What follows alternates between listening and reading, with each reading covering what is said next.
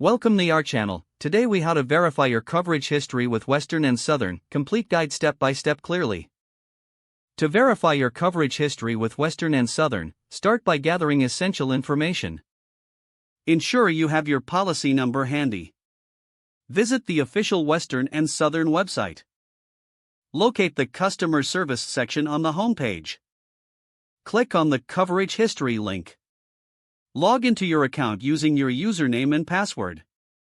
If you don't have an account, click on Register to create one.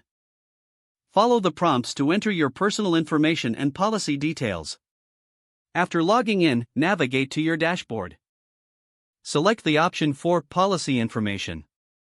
Find the section labeled Coverage History. Take note of the coverage start and end dates.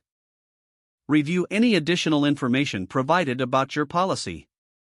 If you need assistance, locate the live chat option or customer support number. Contact customer support for any clarifications or issues. Keep a record of your coverage history for future reference. Double-check all the information for accuracy. You can also download or print the coverage history for your records. If the page does not load, refresh the browser or try again in a private or incognito window. Make sure you are using the correct email address, then retype it carefully to avoid small typos. If your password is not accepted, use the reset option and create a new strong password you can remember. Check your spam folder for verification or security emails, then complete any requested confirmation steps.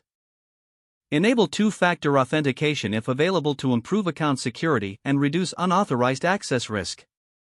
After signing in, review your profile details so your contact information and settings are accurate and current. If you see an error message, note it down and try again after restarting your device and internet connection.